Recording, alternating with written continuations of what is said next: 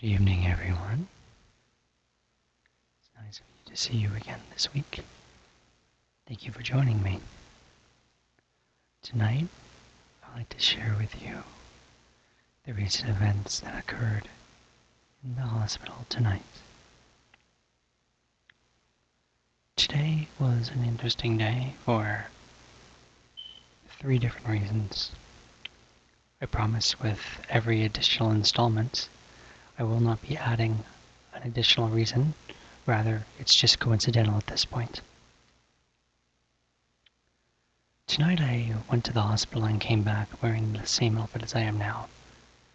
This button-down shirt and tie that I recently received. Upon entering the hospital, one of the doctors approached me and says he thought I would look rather sharp for the position. Needless to say, I thanked him. And as the night went on, or as my shift went on, I should say, I found many different patients, visitors, and hospital staff referring to me, asking me different questions about procedures, hospital inquiries, and specifically what to do with certain patients. I unfortunately had to tell them I'm not a doctor. I'm just dressed like one today. Of course, that elicited a great deal of smiles and definitely made me happy inside. I felt that as long as I had my shirt and tie, I was good to go in that hospital. That was definitely a reassuring and a happy feeling to have, being just a volunteer in the emergency room. Later on that day,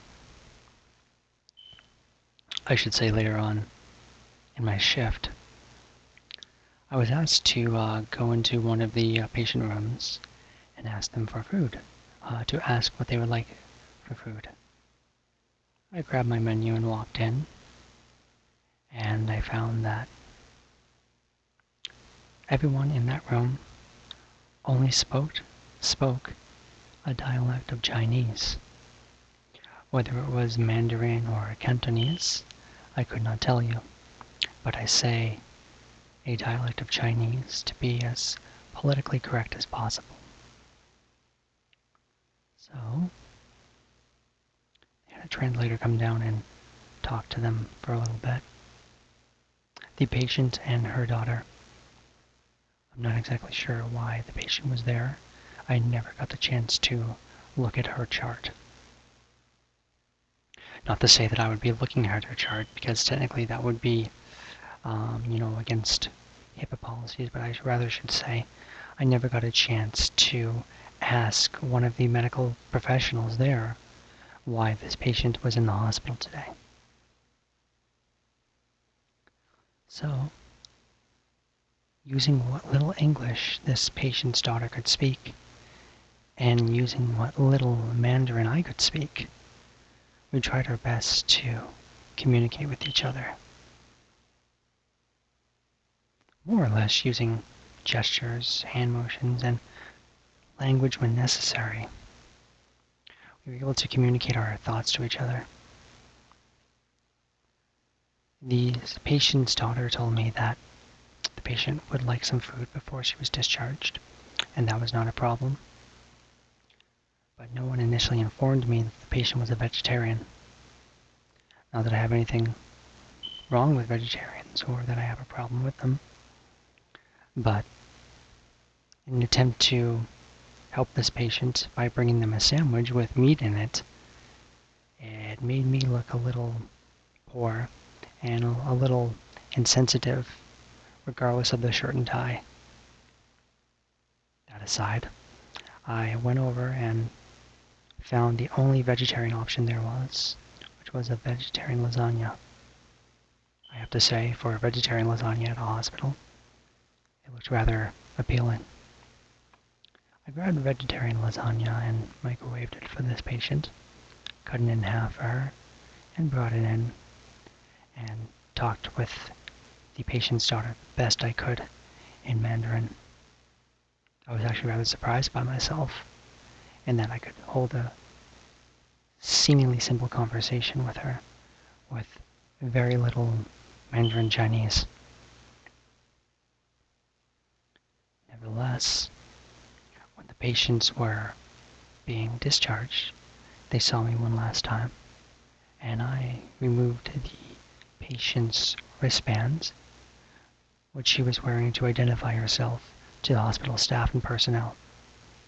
Upon that, she spoke to me in some Chinese dialect, and I did not understand her words.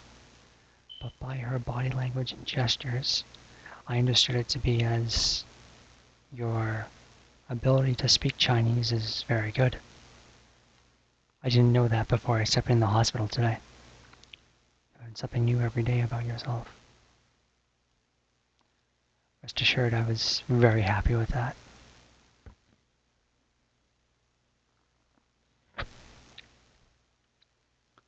Now, on to the third part of today. There was a patient in the pediatric section of the emergency room who came in with her mother. Now, I was not sure what her chief complaint was at the time. Regardless, I was going to do what I could to help them out. And it just so happens that this patient was hungry and wanted to order food. Being the waiter that I am, I donned my super waiter costume, jumped into the nearest janitor closet, and became the waiter hospital person that I normally get to serve as in the hospital.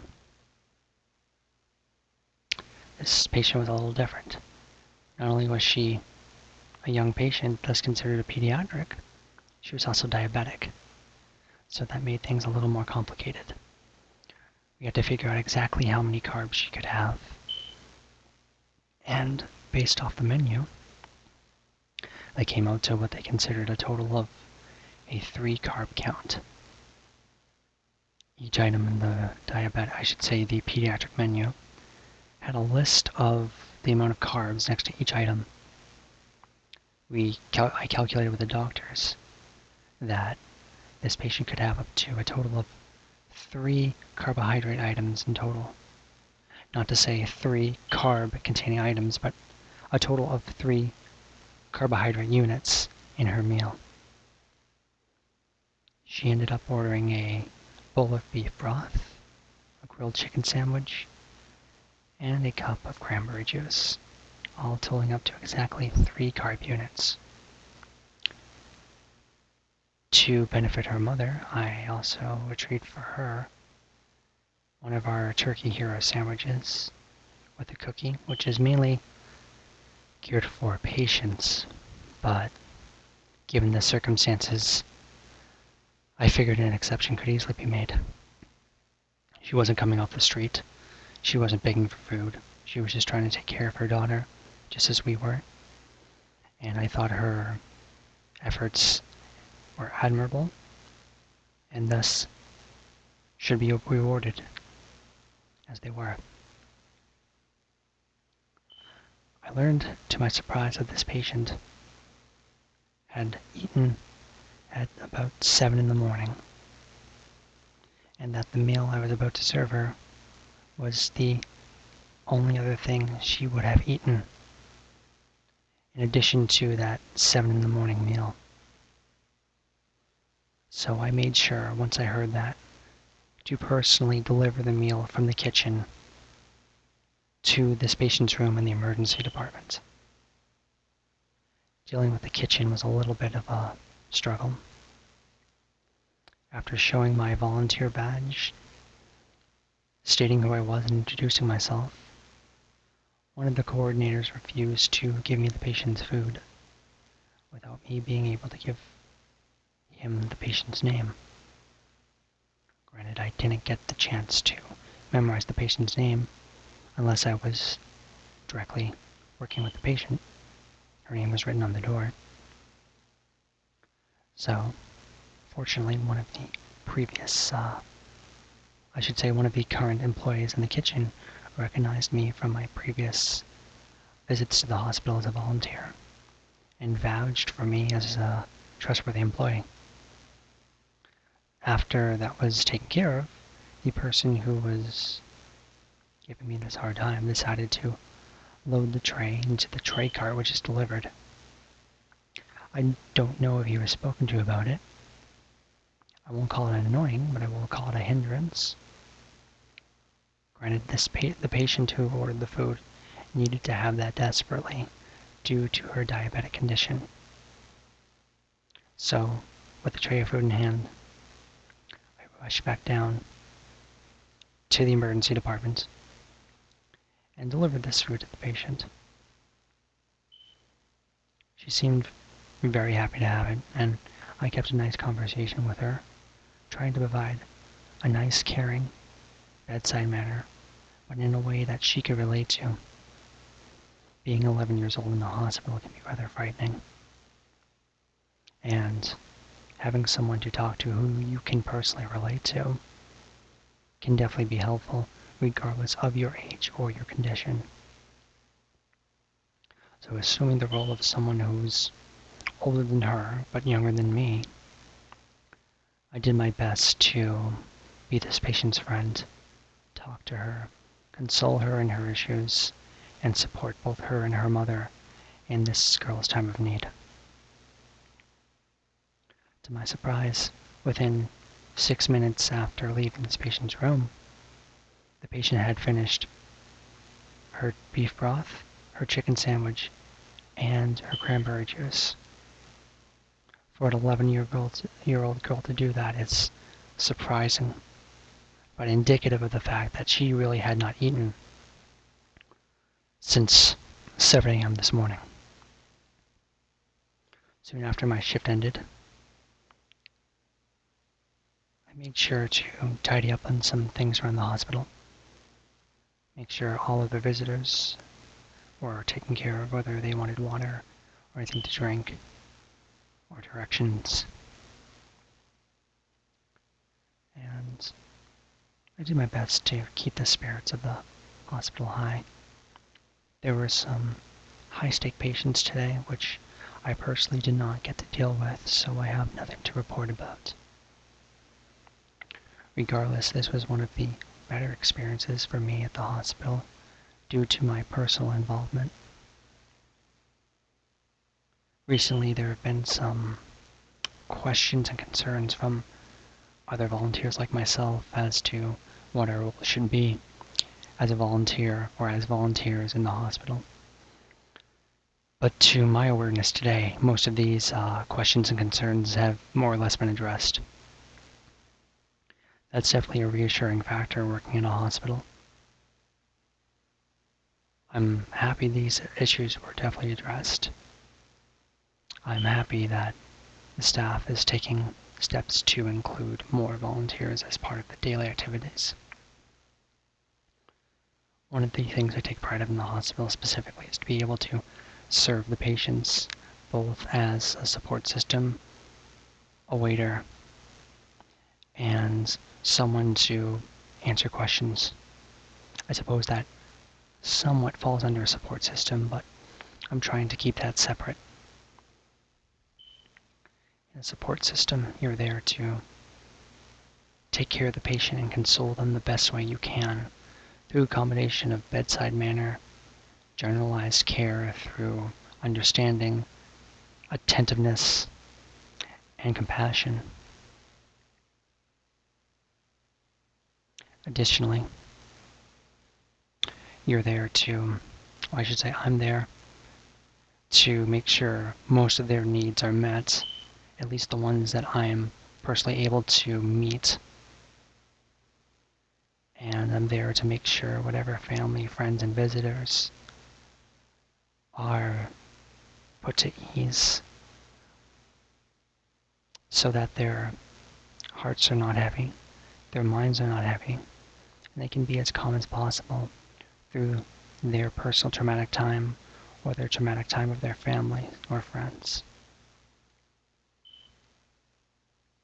The diabetic patient today, the Chinese patient today who spoke a dialect of Chinese, which I still think was either Mandarin or Cantonese, and the recognition as a practicing medical professional just for wearing a shirt and tie together made today an amazing experience for me. I really hope that I'll be able to have more experiences like the one I had today. This would definitely make coming into the emergency room worthwhile. I know that every day is going to be a different story, and every patient will have a different chapter to add to that story. But if all the stories are similar to the story that was written today, I can firmly say that I would love doing this job until I become a medical professional. At that point, I would still love to do that job, or this job I should say, but just from a different point of view. One of a generalized caretaker who's there to heal, treat, console, help, and ease patients, family, friends, relatives, also their family, and visitors alike.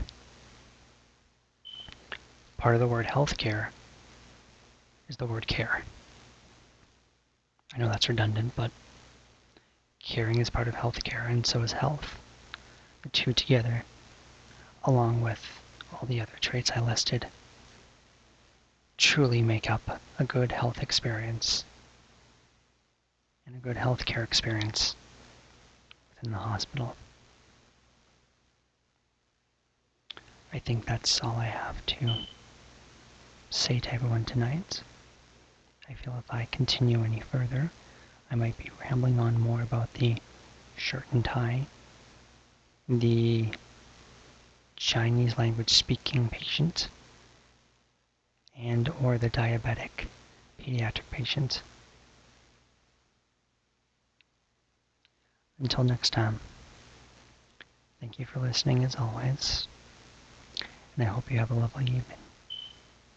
Good night.